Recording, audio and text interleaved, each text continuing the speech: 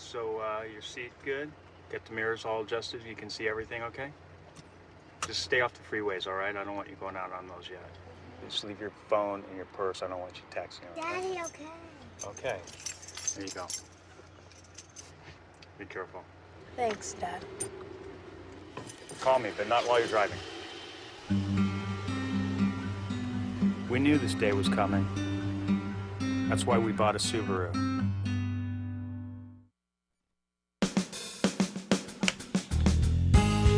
Good morning and welcome to Radio Friends on Wednesday, August the 6th. We've got a young lady with us today who has been a very important part of this community for well over 20 years. Peggy Kirkpatrick. Everybody knows Peggy Kirkpatrick. Welcome to Radio Friends, Peggy. Thank you, Paul. Executive Director of the Food Bank for Central and Northeast Missouri. And it was announced, a couple of months ago, you're going to be leaving the Food Bank at the end of the year. That's correct. Yeah. What are they going to do without you there? Find somebody better. I don't know if they're going to find anybody better because you have just put so much of your heart and soul into that organization. But there comes a time in everybody's life when you feel you need to make just a little bit of a change. But the part of the food bank will always be with you. Oh, absolutely. You don't invest that much time and not carry it. Exactly. Yeah. You're here to talk about Score Against Hunger. I am. I want to educate people, if they don't know about how awesome our athletic department is at the University of Missouri and how awesome our football program is, I want to tell folks about the 20th anniversary of the Missouri Tigers Score Against Hunger. Started in 1995 under then head coach Larry Smith, and it was a concept that football fans or people who want to help feed hungry people make a pledge for every point the Tigers score. And over the years, that has raised, in 19 years, it's raised $7.2 million in cash and in-kind donations. $7.2 million? Yes. Now, when you say $7.2 million, how many pounds of food have you been able to purchase with that? With that, over the years, it's 108 million pounds of, no, that's not right. It's more than, it's 108 million pounds of food. It's about 36 semi-loads of food. It is. That is amazing. And the thing that folks don't realize also, if they've never heard of this program, is that it's also, as far as we can tell, the only program of its kind in Division I football in the NCAA. There are rivalry games where, they raise food or money or both, but it's one game.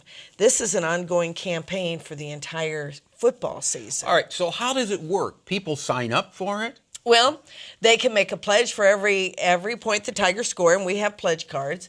We have a major donor component, and there's different levels of giving, anywhere from a First and 10 Club member, which is a minimum of a $1,000 donation. Then there's Top Cat, a $3,000 donation, a Super Top Cat, which is $10,000, and the All-Americans are $20,000 and above. And it's everybody coming together. And what folks don't realize is that there are other food banks in the country that have wanted to do this program with their athletic departments and their football. They've not been able to. No, because they're either the athletic director, the head football coach, or their board of regents or their board of curators won't allow it. Well, that doesn't make any sense. Well, the way they're looking at it is those people could donate $7.2 million to my football program or athletic department. But what they don't understand is the goodwill it's of course fostered, and the incredible generosity of that university, that athletic department, and the football program. Well, it makes this university look very good. And that's what I'm trying to tell folks, is that this has been one of the best kept secrets, and we're working very, very hard to try and garner some national attention. With the SEC network debuting this fall, I'm hoping that they will want to have some other kind of special interest pieces. And this is some way that we can toot the horn for the athletic department and the football program, Yeah. because Mike Alden and Gary Pinkel won't do that. It's just, it would be very disingenuous of both of them to say, look how great we are with what we're doing. So you're going to do this Feed before people. you leave. That's at my the end of last the year. thing. It's my last hurrah, Paul. All right. But you know what? If people want to help out with the food bank, Score Against Hunger, or they want to make a donation, let's talk about how many people you are assisting. How many people are you helping in our area? Well, we cover 32 counties in central and northeast Missouri. We partner now with 130 food pantries, soup kitchens, shelters for the homeless and the abused, low-income children's programs, senior programs, and now we're in 141 elementary schools, middle schools, and early childhood learning You're helping centers. thousands of people. We're helping, in answer to your question, took that long route, over 100,000 people per month. 100,000 people, over 100,000 Right. people. And it's monthly. And you know, when you realize this, you see how fortunate we are, the ones who are not asking for assistance. Right. We're very blessed. But you never know when the tide could turn on you, and you may have to go to the food bank or a food pantry and say, could you help me out here? I've got kids who need to eat, and I can't afford it. You never know. That's right.